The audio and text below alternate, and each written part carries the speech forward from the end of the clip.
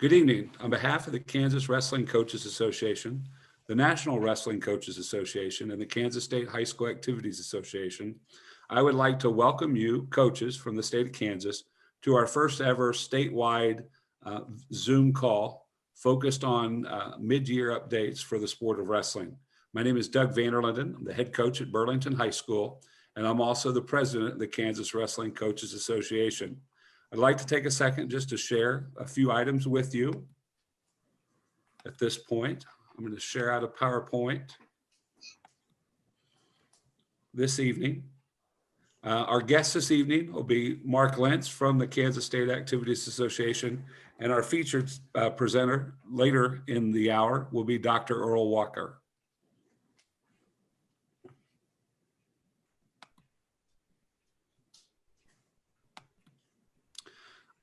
I'd like to just real quick show you the members of the KWCA board. I won't go through them all by name, but you can see all of those board members listed.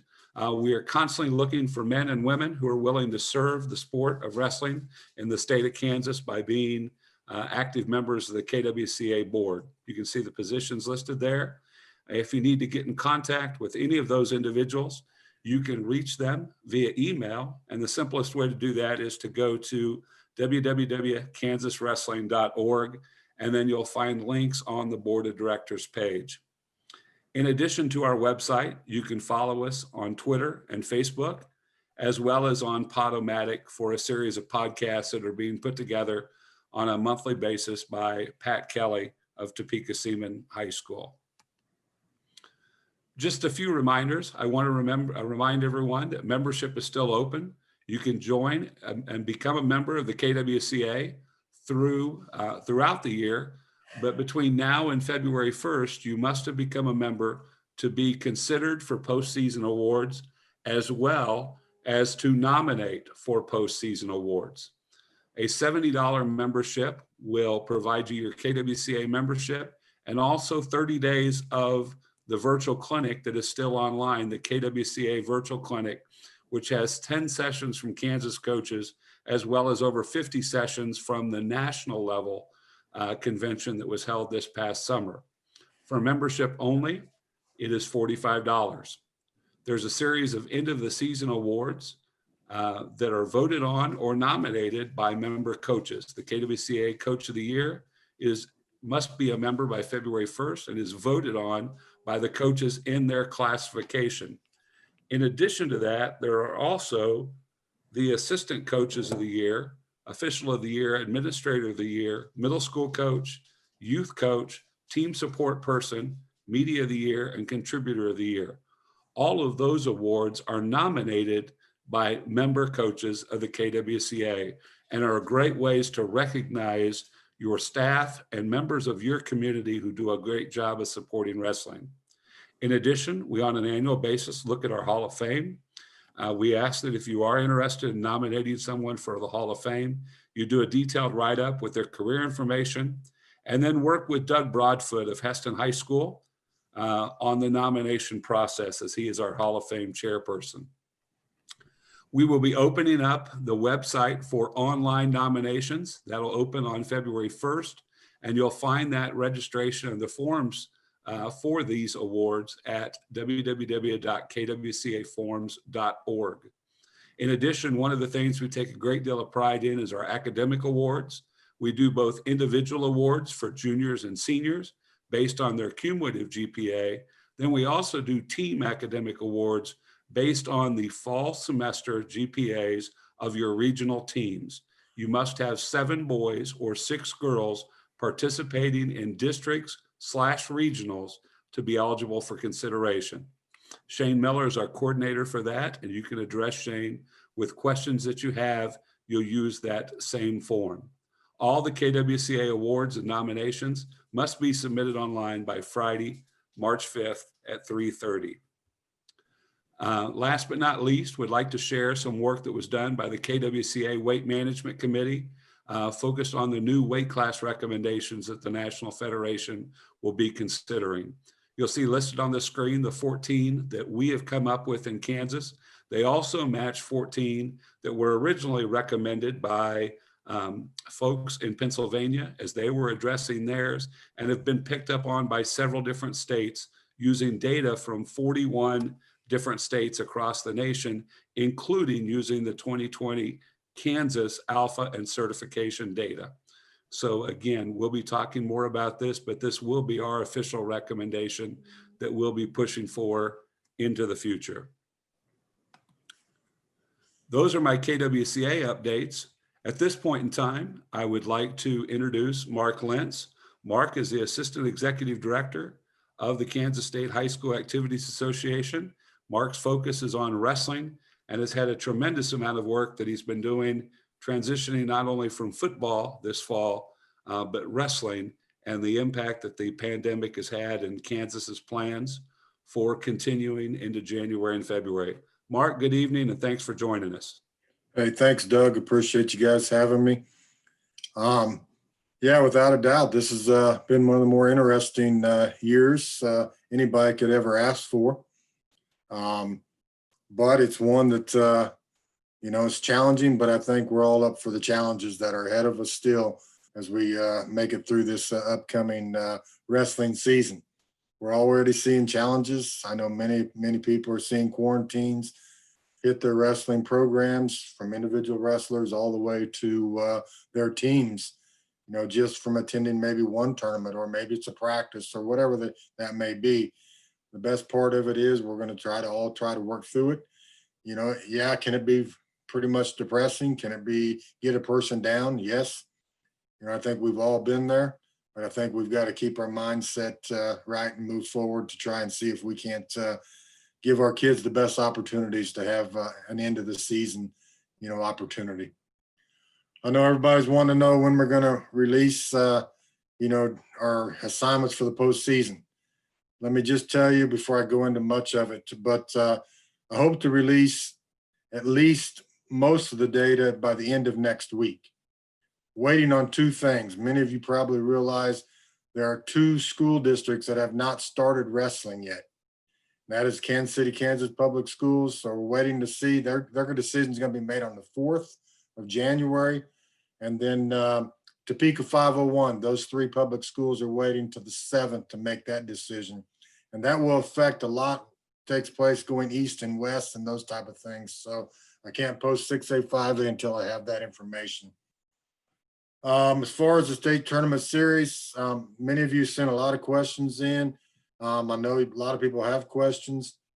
I don't know, is it the perfect system? No, it's not the perfect system, but it's the system that we have. And hopefully we'll never have to use again, but hopefully we learn from it, and we can continue to try and grow wrestling the best possible ways that we can grow it. As you know, with the girls, we split girls in 2 divisions, and that was done. I didn't want to do it. We added 1 weight class this year, but we did it, and we feel that was the best thing that we could do to try to keep numbers low at a lot of our tournaments, to where we don't get over our recommendations that we had during the regular season, the best possible ways that we can, that the board established and that wanted to keep established during the postseason. So they're in there.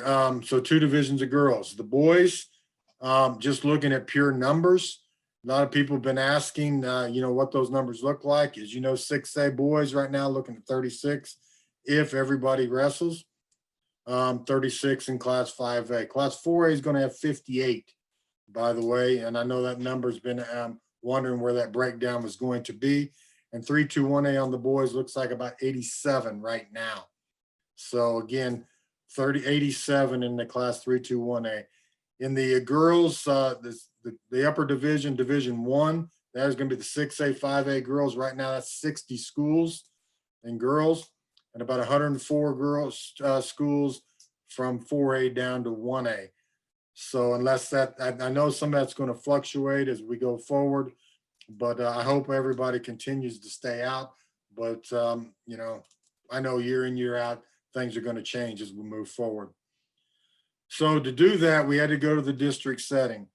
And not that we wanted to, we had to move everything up and at earlier times. We didn't want to have to, we looked at also moving state back a week. but none of our host sites were available to move those dates back because they have contracts with other events. So that knocked that little idea out. And we do have contracts with those sites. So a lot of people think we'll just move them to other places. Not quite that easy to do so. As far as why we went to districts, that just came a pure numbers game. Keeping the tournament numbers down the best possible way we can. We realize there could be some open weight classes. There could be some situations to where maybe you don't even have to win a match. You advance to the next round. Eventually we'll get, to the complete 8-person bracket tournaments as we go forward.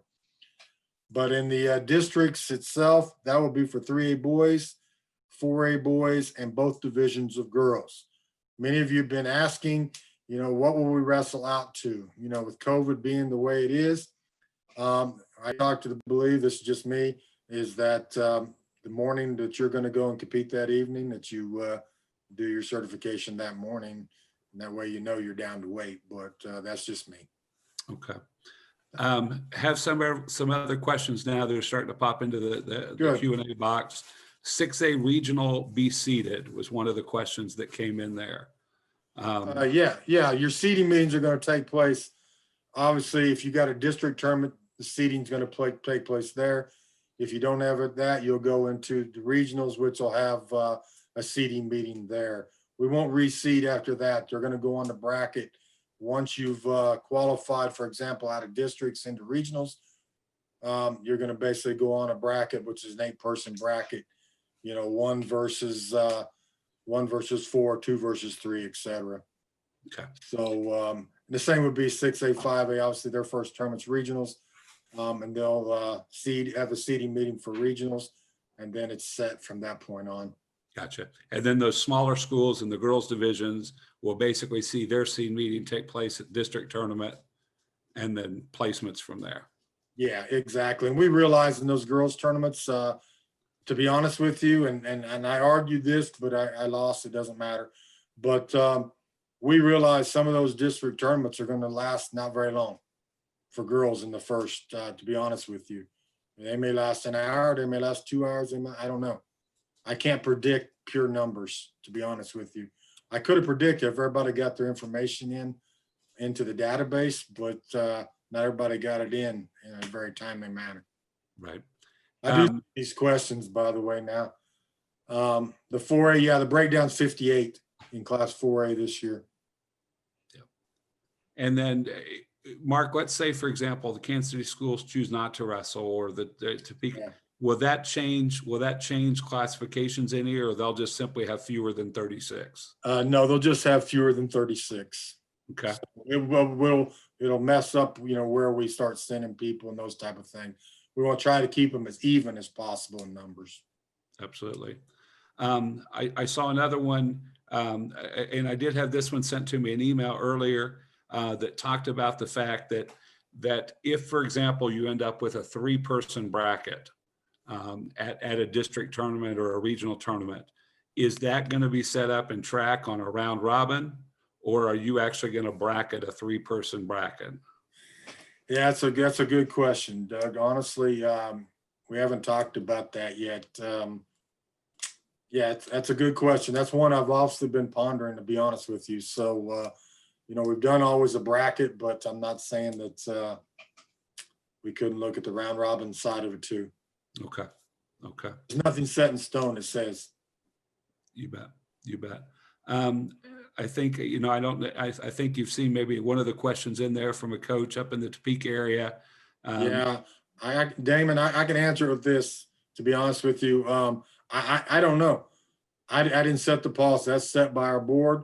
And I can tell you this, it's not going to change until the board of directors meets again. Those were set pretty much in stone.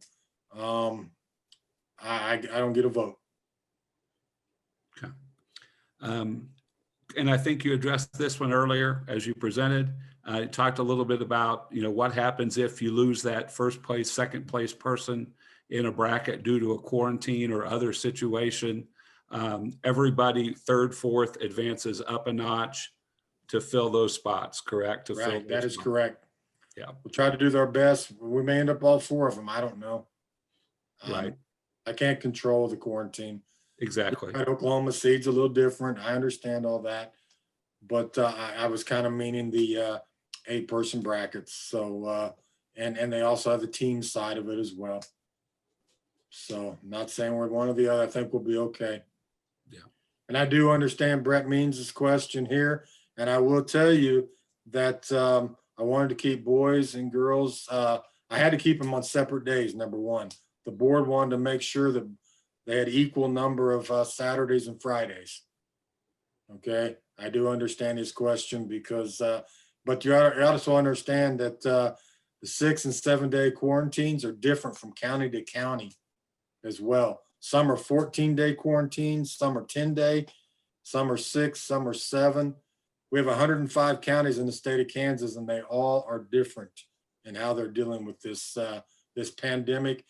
And somebody asked me in an email, can KSHSAA come up with, we don't have the power to override counties, by the way. Right. In that particular situation, county health, we do not have the power to override them. Yeah, absolutely. Absolutely. Well, I think. Well, trying to keep 112 number for a site, trying to, doesn't mean it's going to happen. Some may be less. I can't control the number of entries either. Right. Exactly. Yeah, Brett's, he and I will probably continue to talk, but he's right. What do you mean? Sedgwick County quarantine ruling entire term? I'm not sure, but I'll talk to him. Yeah, yeah, to follow up. 6A regions based on distance of schools. We will try, but I can only do what we can only do. We're going to try to keep them as close together as possible, but somewhere someone's going to have to travel a little bit. Exactly. Exactly. Okay, and we addressed Scott's question. Kit Harris in a different post over here asked if you kind of had a starting format for times, what you would anticipate times being for those meets. Yeah, good question. Yeah, I should have said that. We're looking at probably if it's a Friday, the boys probably could start at 3 o'clock and an 8-person brackets. I realize some are going to be 9, some are going to be a little more, but I'm pretty much looking at numbers now. A lot of it's going to be 8-person brackets, but starting those at 3 o'clock, we're looking at probably the girls lead up tournaments. If it's anything on a Friday, would be at 4 o'clock. Trying to do as much as we can. There's a lot of people that can't have people in their schools until after their students are gone either, by the way, in some of those fears. And still looking at probably a noon start time on Saturday, trying to alleviate travel, overnight travel the best we can as well. I know people say it's not a big deal. It's a big deal to the people paying the bills too. We've heard from more superintendents this year than we've ever heard from. And I'm sure a lot of that has to do with the fact that they're hosting a lot of events without a lot of gate, you know, when I talk to my administration. And so just trying to keep those costs down, I can understand where many of those administrators are coming from. It's not cheap to offer this many tournaments, by the way. And I wish we didn't have to do it, but it's the best way to keep people safe and healthy. And that's our #1 goal. We're trying to keep co-ops together the best we can. I think I've got that pretty much set right. I'm reading Brett's question here. Yeah, I was going to say, it sounds like maybe you and Coach Means will kind of get together and talk about what things in Sedgwick County might look like. Yeah, we've talked a little bit. He's right, though. There's going to be some very difficult questions there. Yeah. Brett, I'll talk to you a little bit later. Okay. Well, Mark, anything else for the good of the cause there? I appreciate your time. I know, like I said, know that you're taking some time off, but you got on and to share with us. And then also for us to kind of have this, we are capturing this webinar. So for our coaches that are online that didn't hear that earlier, we are capturing this. We are going to put the webinar from tonight on the KWCA webpage at kansaswrestling.org. And so as other coaches begin to ask, about what happened tonight, what was covered, they can come watch this webinar recording and get a lot of this information directly from Mark himself, as opposed to second and third hand. So I sure encourage coaches to share this video once it comes out. Yeah, just be as positive as possible. It's hard. Believe me, I was having a real hard time for a while being positive. But I think we've got to continue to do everything that we can possibly do to get to the end. If it's a perfect scenario, absolutely not. But it is a scenario that we're going to work with and continue to do the best we can for the sport, for wrestling in general, and hopefully everybody gets the same opportunities. Charbonneau asked about the noon start of state tournament. Right now, that is what I'm looking at, no earlier than 11, but probably noon, but that's not set yet either. I haven't had my state meetings yet either, so I've got to work with those sites too. Well, Mark, we appreciate you working with us, and we appreciate the partnership we've developed, the relationship between KWCA and your office and you in particular. So thank you for being an ambassador and working so hard for us. No, thank you. I appreciate everything that you're doing. Thanks, Mark. Guys, we're gonna transition to our Walter's question. I'll let you address that one privately. Our transition point now, we're really excited. One of the things that we know that a lot of our school districts are facing and going through as we talk about working with students and student athletes during this pandemic is kind of the social emotional well-being of our students. That has transitioned into being focused on the social and emotional well-being of our wrestlers during these trying times, and how difficult some of this stress and anxiety can be for them. I'm a huge believer that most coaches are type A personality people. They have a strong belief that if you take variable A, the student athlete, and variable B, the plan of work that you're going to put together during the course of a season, that 90+% of the time you'll see result C occur. And we like to see our dominoes all nice and aligned and straight in a row. And what we have found is during this pandemic, those variables have all kind of left, and it leaves a lot of coaches bewildered, frustrated, and worried for athletes that they've spent a great deal of time with, but also frustrated because it's something outside of our control. We had the opportunity to reach out to the NWCA to talk about the well-being of our coaches, the mental well-being, and how important it is for our coaches to take care of themselves during this time, and why it's important in a lot of different areas. I'm very excited to be able to introduce Dr. Earl Walker. Dr. Walker holds a doctorate in counseling psychology, specializing in sports and exercise physiology, and is also a National Strength and Conditioning Association certified personal trainer. He's taught sports psychology, the sociology of sport, exercise physiology, health education, and fitness at Mount Ida College in Newton, Massachusetts. He's also been an assistant wrestling coach at Boston University for 6 years, coaching several NCAA tournament qualifiers. He was head coach at Delaware State.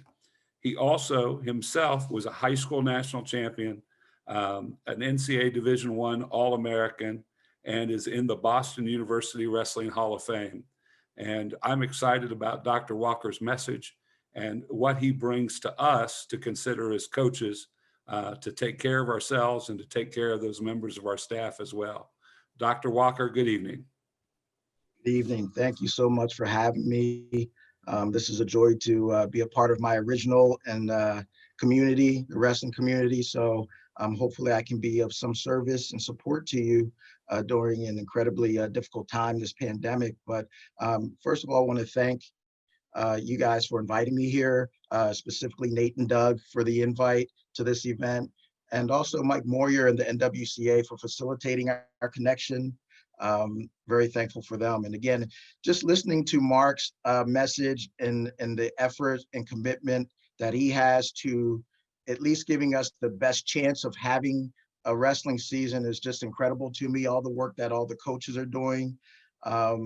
to make this happen for our athletes and for the wrestling community in general is just incredibly impressive to me. So I appreciate all the work that you're doing, and hopefully I can be of some assistance and support during this journey and through this journey.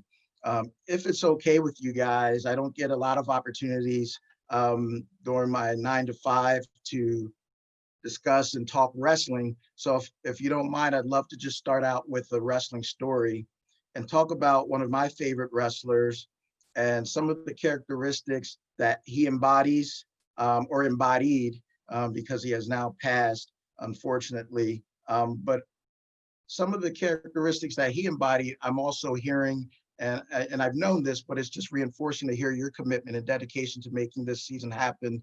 You embody some of those same characteristics. And I just want to highlight and emphasize the importance of that in what you do in modeling healthy and resilient behaviors for the student athletes that you work with. So I want to talk a little bit about David Schultz. And most of you know, probably all of you are familiar with his accolades and achievements. 1984 Olympic gold medalist. He won that at the age of 25 years old at the LA Olympics. I'm not going to go through his list of achievements because it would take too long, but I really want to focus on one particular aspect of David Schultz's career, and that's the longevity. And I want you to think about what it really took for him to be so successful for such an extended period of time. So for example, as a high school senior in 1977, he was one of the best wrestlers in the world, not just the United States, but in the world. For example, he placed, I believe, second place in what was believed, and I think still is believed to be the world's most difficult wrestling tournament, Tbilisi, as a high school senior. That was in 1977. In 1995, almost 20 years later, and just before his death, he was still one of the top wrestlers in the world. He was the reigning national senior freestyle champion. And that's incredible to me. And I want to focus on that period and that longevity and what made Dave Schultz so different, what made him so unique. So again, just to reiterate that, from 1977 to 1995, he was one of the best wrestlers in the world. And at several periods during that time frame, he was the best, right? So he won the Olympic gold and won a world championship in 1983, Olympic gold in '84. So how was he able to do that? And I have to admit, I don't know Dave. I didn't know Dave personally. I had an opportunity to observe him and be in his presence. We both wrestled for Foxcatcher. I was a high school kid wrestling on their youth team. And you guys know the Foxcatcher story and his involvement as a competitor and as a coach for that team. So I saw him, he was around, he was present. But for me, what personalized his story to me is because he was a middleweight. He wrestled in my weight class. He wrestled in the weight class that I saw myself competing in and hopefully making a national and Olympic team. But at his age, I felt like he wouldn't be someone I would have to consider ever competing against. And probably, to my great fortune, I never did compete against him. But as I got older, as I was in college, moved into college, became an All-American, and he was still competing, I started paying more attention to him. So I happened to have the fortune or misfortune of wrestling Pat Smith, the first four-time NCAA champion. I wrestled him in the semifinals of the NCAA tournament in 1994. And this is what drew my attention to Schultz because he was still competing. So I'm starting to think, okay, how's this weight class at 163 flushing out? And what are my opportunities for maybe being able to make a world team, make a national team, make an Olympic team? So you start really paying close attention to the folks that are still competing. And Dave was hanging on, but yet Pat Smith was kind of the heir apparent. It was believed at least that Dave Schultz was past his prime.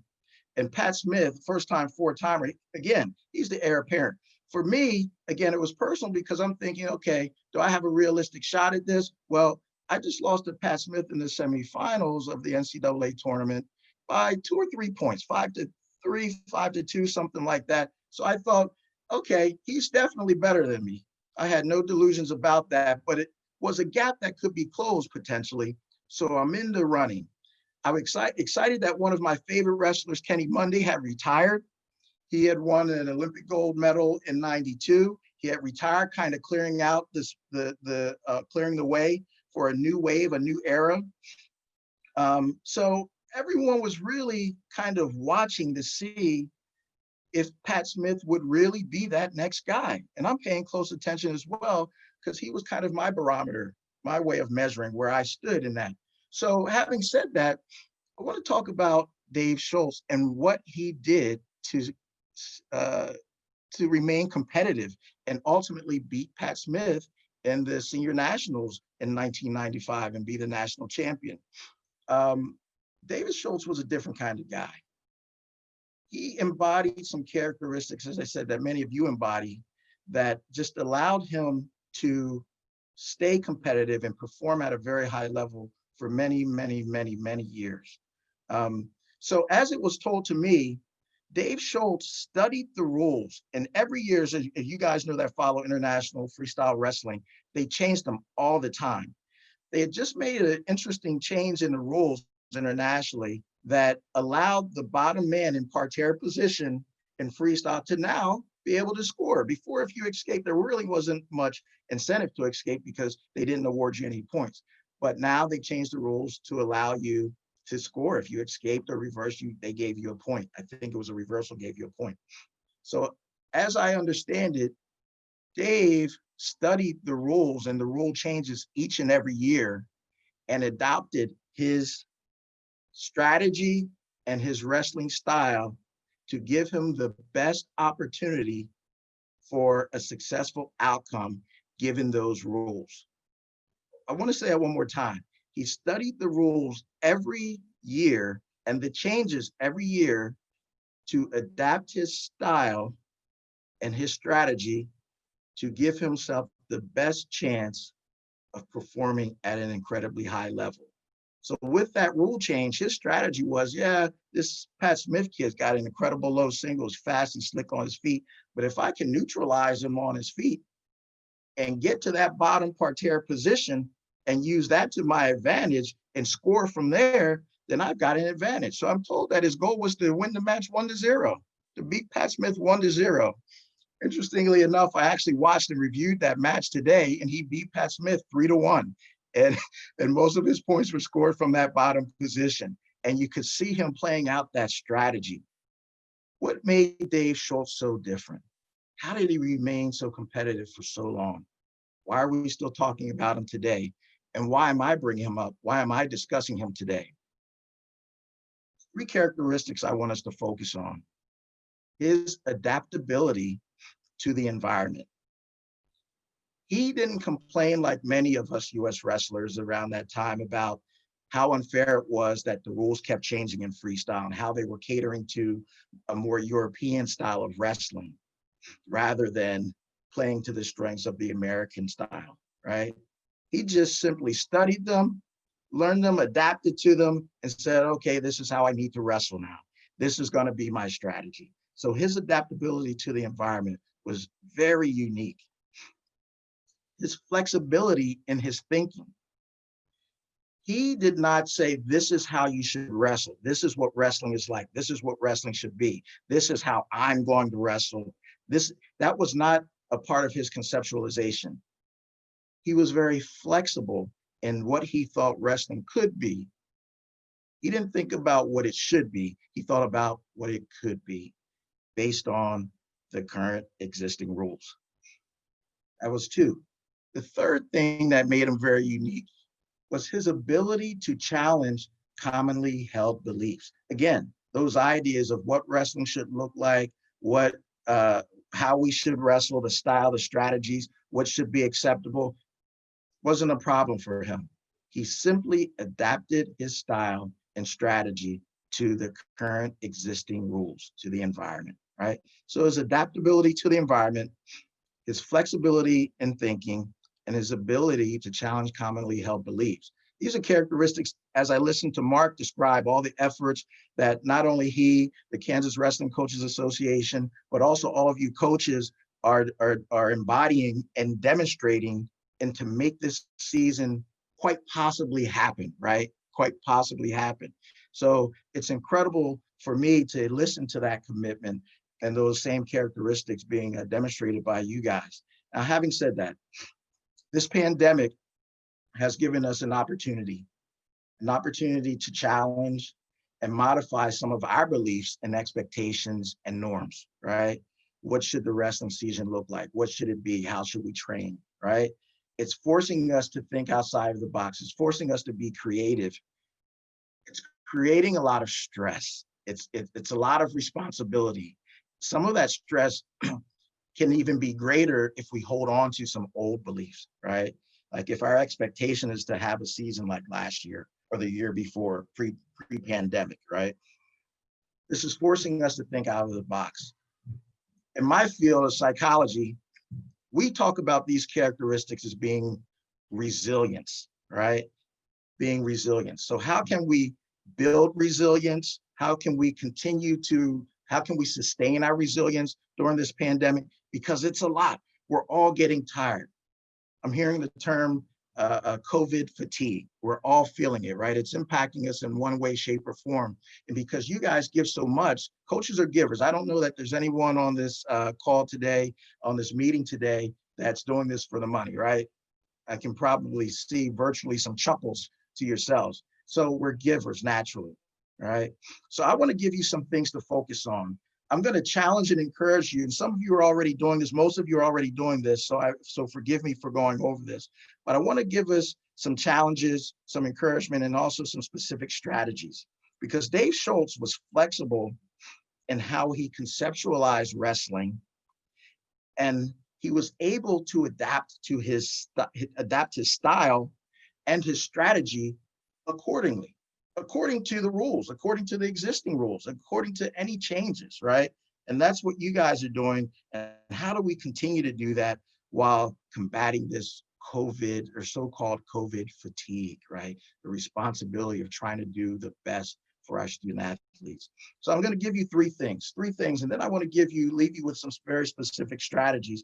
And then if you would, really think about some very specific questions for me, because I want to make the most out of this opportunity, and think about some questions that you may have for me. And if I can offer some suggestions, I certainly want to do that. So here's three things I want to challenge and encourage you to do or continue doing.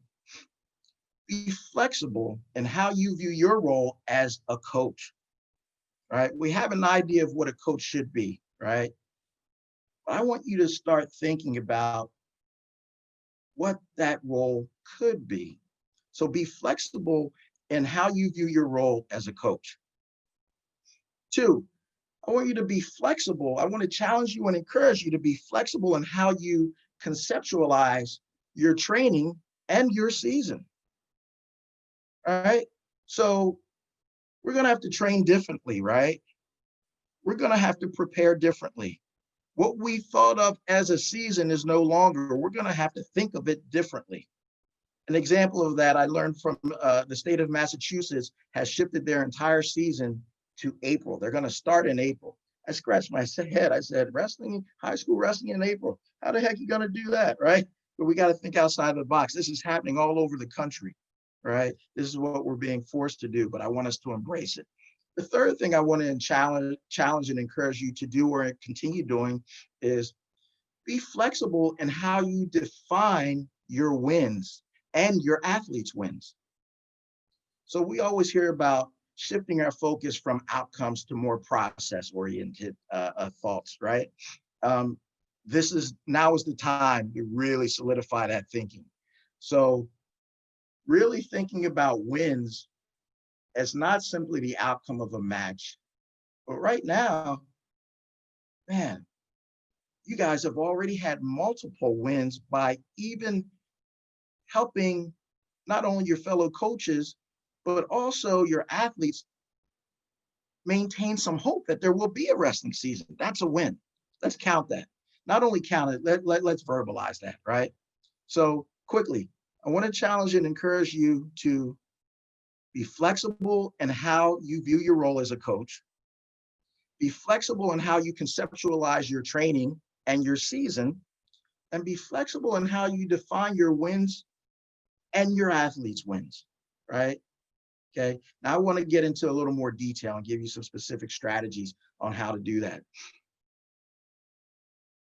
I want to give you 6 specific things. First one is I want you to prioritize and attend to yourself. Be more selfish. I ordinarily wouldn't give that advice to other groups, but I know that the risk of sharing that advice with you is different because you're givers. So I know you won't take that to an extreme, but I want to encourage you to prioritize and tend to yourself, your needs. Tune into yourselves, because caring for yourself allows you to take better care of others, those athletes, your families, et cetera, right? So I want you to really pay close attention to your experiences, how you're dealing with these circumstances, right? That's critical. You're a critical cog in this wheel to make the possibility of a season happen. We need you to be healthy. So you got to take care of yourself, right? Now, 2, I want you to acknowledge your emotions. What does that mean? Again, attending to yourself. The way you feel is the way you feel, right? I'm tired. Man, I'm disappointed.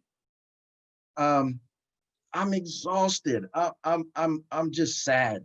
This is just ridiculous. This is overwhelming. I want you to acknowledge those emotions that you're experiencing. There are no good or bad emotions. There are no good or bad emotions. I want you to acknowledge them and own that, right? I'm going to tell you what to do with those in a second as well. 3, I want you to acknowledge your thoughts. Those thoughts that this sucks, this stinks. When will this ever end? I want you to acknowledge them.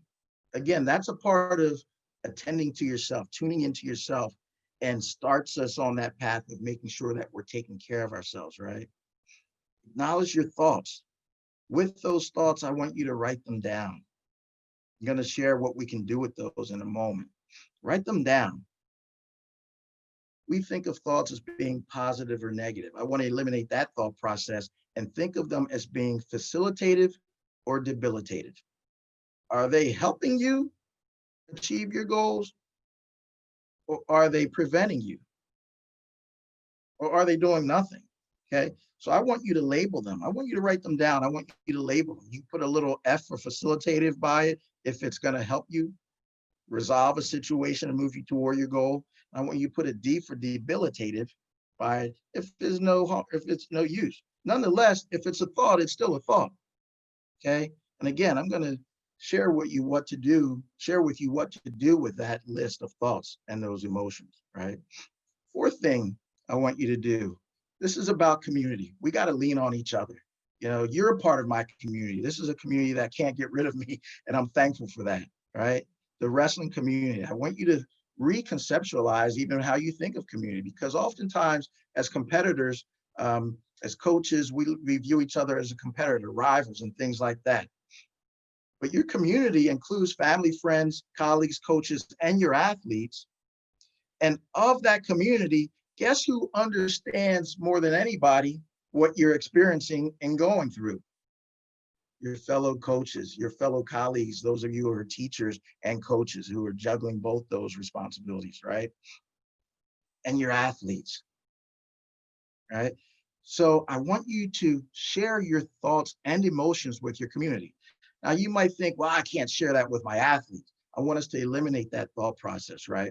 There are some things that we don't want to share with our athletes, but we want to lean on our coaches for that. So for example, that list that you developed, those emotions that you've identified and acknowledged, okay? We're going to model some healthy behaviors by sharing those with our coaches and colleagues, as well as our athletes, right? So what do you share? What do you share? Well, you're going to share more details with your coaches, your colleagues, obviously families, friends, family and friends, right? They're part of your community. They're our support. But with your athletes, I want you to model healthy, resilient behaviors, resilient building behaviors by simply saying, yeah, this stinks, or yeah, I'm tired. However, this is what I'm going to do. Okay, we'll talk a little bit about that when we talk about contingency plans in a moment as well. But this is what I'm going to do. It's really important because it validates the feelings of your athletes and your fellow coaches when you say, man, I'm tired. This is getting exhausting. What I want to caution you about is dwelling on it, right? I want you to acknowledge it and follow that up with what you're going to do to get through this, right? So we're going to model a process of resiliency. Yeah, it stinks. Yeah, this isn't ideal. Man, I'm tired. This is what we're going to do, right? With those thoughts that you labeled, facilitative and debilitative, I want you to cross out the debilitative ones. And we're going to share the facilitative thoughts with your athletes. That's what you want them to hear. Man, I'm tired. But man, we still got a season. We still got a shot. We still got a shot at a state championship. You want to demonstrate, you want to model that. But there's no shame in your game for acknowledging that these are tough and difficult times. It's validating to your athletes, and it's helpful as well in validating to your colleagues, your fellow coaches, right? To think of it that way. Again, I challenge you to reconceptualize your crosstown rivals and things like that, because they're going through it as well. We can support each other in spite of that. One thing about Dave Schultz is once he left the mat, you were just wrestlers, you were just human beings. So he would help you with technique. He would share technique with his rivals. This is why so many people and countries embraced him. He's one of the very few American wrestlers that could go to Russia and get a louder applause than the actual Russians themselves, right? So these are things that build your resilience, your ability to adapt, and just simply reconceptualize. These are times where we reconceptualize where our rivals are and acknowledge them as a part of our larger support community, right? 5. Where's this 6? I'm sorry. This is 5. Yes. I want you to redefine what you think of as the preseason, the season, the postseason, and off season, right? You're already doing some of these things. The preseason was different. It had to be. So you made some changes. The season is going to be different. We don't even know what it's going to look like, right? But we're going to be open for the possibility. This thing will linger.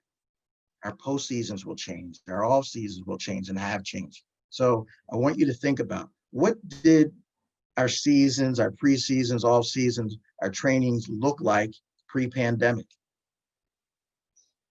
What could they be now? What are the possibilities? When did the season start or end pre-pandemic? When could it start or end now? Again, what are the possibilities? Notice I didn't say when could they be, or when should they be now, or when should it start or end? I said when could. We're going to eliminate that word should, because we're not going to should on ourselves, right? That's that guarantee that I believe Mark may have mentioned earlier, that we may get into that habit of, if we take X wrestler and apply hard work, Y, it will lead to Z outcome, right? We got to be flexible. There's too many variabilities, too many variables, too much chaos that we have to account for. We're not going to do that. So we're going to develop contingency plans. We're going to develop contingency plans. That's the 6th thing I want you to focus on. And share them with your athletes and fellow coaches so they can see how that you want to, again, model the process, your thought process, your actions. You want them to see that we're planning for when things don't go the way we hope that they go, not the way they should. Again, we eliminate the should, okay? So we're going to share them with athletes and our fellow coaches, because we may be able to gain or give ideas from each other. Even folks who were once our crosstown rivals, right? So that's the if then. If this happens, then we're going to do this. That's your contingency plan. But I want you to make it stronger. I don't like if thens. I prefer when this occurs, then I'll do this, right? Because if we get lucky enough that it doesn't happen, that's great. I love luck. I'm okay with that, okay? But I want us to be well prepared and demonstrate that strength that we have a plan in place. So when this happens, this is what we're going to do, right? And again, we share those plans, those contingency plans. We keep our athletes in the loop. So again, we're modeling that thought process of resilience, okay?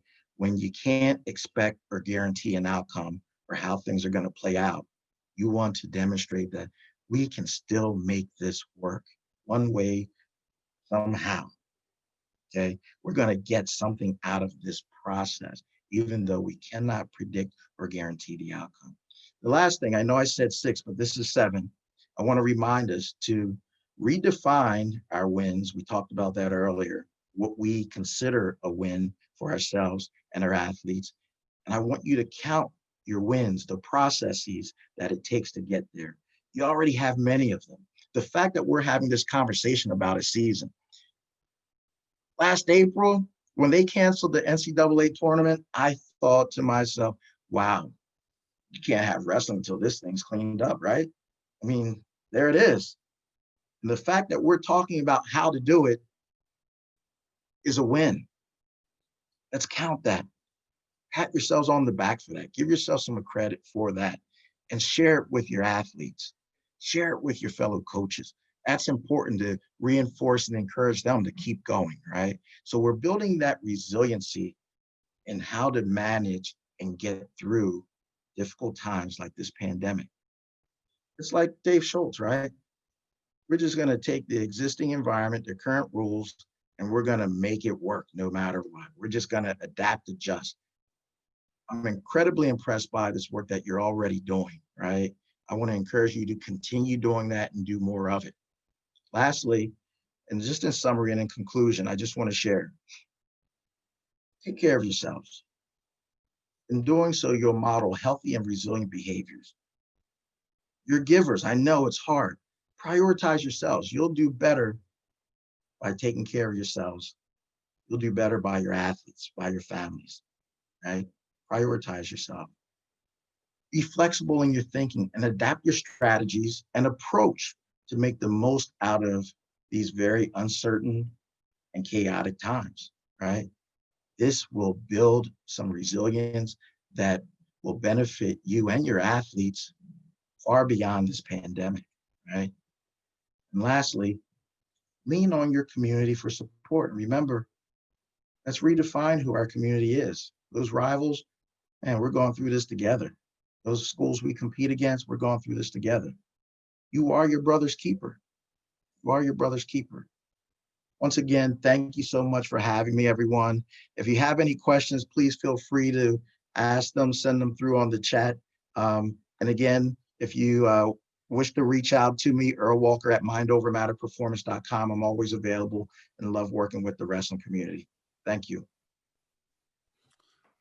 Wow, Dr. Walker, thank you. I've got 3 pages of notes just from 30 minutes of your presentation. So, and I love the Dave Schultz story to start the whole thing off, because what a great ambassador he was. And Incredible. to take a look at that in Incredible. comparison is definitely a great example of resiliency in, Yes. in an athlete.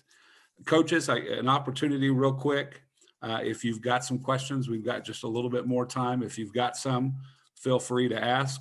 I know sometimes maybe coaches are a little nervous. This kind of gets into some of the touchy-feely part of being a coach. And I think Dr. Walker shared with us about leaning on each other. And I know several of you have already done that either for me or with me so far as we face challenges. Coach, Coach Walker, I'm gonna tell you, I was sitting here, we're on a 2-week moratorium right now. This is typically we'd be back to working with our athletes this week, right after Christmas. And in Kansas, it's not till January 4th. And so literally I've got a file that I rebuild every year, the things that we cover and things that we do. and I'm looking at what we didn't really get to do because we did go into quarantine like others for about 10 days. And then Right. I'm looking at what's to come, and our schedule's been modified. And I'm literally looking through this document going, oh my gosh, I don't know what to cover. Right. You know, and I think you kind of hit something on the head. To be quite honest, when I have to redefine that what happens from here to February doesn't look like any other here to February. Right. Yep. Yep. Absolutely. That's that flexibility that we talked about, redefining what we view as the wrestling season, how we prepare. This is an opportunity, and who knows, after the pandemic, maybe we'll figure out a better way to do things anyway, right? We don't know that, but in this moment, it's just really important to be careful holding ourselves to the same expectations that we did a year ago or 2 years ago or pre-pandemic. That's too much pressure. It may be unrealistic.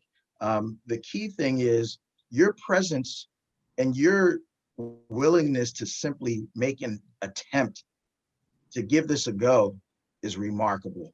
And what that models for our kids, that hope that it's providing, is also incredible.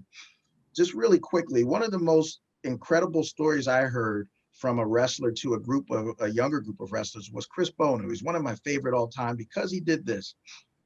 He stood up in front of a group of kids at a summer camp, and he didn't talk about all the matches he had won and all the medals he had won. And he had a lot that he could talk and brag about, right? What he talked about was this one guy that he just couldn't seem to beat, and how depressing it was, and what he was going to do to try to beat him, to go back after it. And what he did was validate it for those kids. He modeled for them that it was okay to have self-doubts. They really connected with that. They understood that. And that's what I'm suggesting for our coaches. We don't have to be that gold medalist that overcomes everything, et cetera, and everything's so good. Dave Schultz himself had a very difficult time towards the end of his career. He couldn't beat Kenny Monday. When Kenny retired, he was right there waiting. He was the number one guy again. Unfortunately, when Dave passed, Kenny came out of retirement and resumed his spot as the number one guy, right? But those are just examples of why it's important to be relatable. We don't have to be perfect, so our ability to connect with our athletes is also about simply being human, right? And sometimes we have to lower our expectations and just be honest with ourselves. And that demonstration to them can be so powerful, so powerful. Coach, is there anything you would share? God forbid we're in a situation where we get into our postseason series, and now we've got a wrestler who has advanced to a certain point in the tournament, and COVID has an impact on that kid. Whether he gets COVID or whether he gets put into quarantine, either one looks to be season ending for that kid. Any advice for us as coaches? Because I think many times we hurt as bad for that kid as the kid hurts because of our relationship with them. Any advice you have for us as caregivers to that kid? Right. Yeah. So, and that's that contingency plan that I talked about, right? And again, let's make it a strong contingency plan. When that happens, what will we do? How will we support that kid? How will we be able to identify a win, even in those circumstances, not only for that kid, but for yourself? What would be a win for you? Well, one would be doing the right thing to protect the kid as well as those around him, right? Even though it's a difficult decision, right? So that's a win. Number two, plan now. How are you going to support that kid? You know your athletes better than anyone as individuals. So what are the buttons? What are the things that are meaningful to that kid? And how can you model that it's not just about winning that state title or even finishing the season, because that might not even be a possibility. So let's start now. When these things occur, when that kid contracts COVID, when he has to be pulled out of the tournament, no matter what part of the season, what steps are we going to take as a coach, as a team, and guess what, as a wrestling community? And guess what you can do together for that single kid? What if it's not just about what you do? What if all the coaches in that region, in that division, at that specific tournament have a plan to support that kid, understanding how devastating that might be. And you support each other, support the coach who's going through it, right? Let's talk about those things now. So when this kid contracts COVID, how will we support him and identify wins for him as well as the coach, as well as yourself? What is the responsible thing for you to do? What are some things that will make you feel proud? And let's decide that now. Let's decide that contingency plan now. And guess what? Write it down and share it with each other. When these things happen, this is how we're going to help these young kids through it. And this is how I'm going to help my fellow coaches understand that in spite of making a very difficult decision, they did some right things and you're incredibly proud of them, right? So that's that contingency plan that I talk about. When this happens, this is how we're going to handle it. Outstanding. Outstanding. Coach and Dr. Walker, thank you. You are a coach, you're a wrestling coach, and I can just tell that by your very nature. But definitely your advanced degree deserves that respect as well. And I a lot of times hold that word coach as in high regard as I do many other titles. But Dr. Walker, that's higher than the doctor. That's higher than the doctor. But thank you for coaching us tonight and giving us something to think about. And I truly hope that we see NWCA pick this up, because your message is something that coaches across the nation need to be hearing right now. So thank you for sharing it with us. Thank you. Thank you. Anything I can do, as I said, Earl Walker at mindovermatterperformance.com. Please feel free to send any questions that you may have after this event. Great. Thanks for having me, Doug. And thank you. And thank you to the coaches that have joined us during their Christmas break. And again, for the coaches that are online, please share with your fellow coaches. A tremendous amount of information and something that I think we all can benefit from. So for all of you, I'll wish you a happy new year, a happy and safe new year. And I look forward to seeing us all back on the mat January 4th.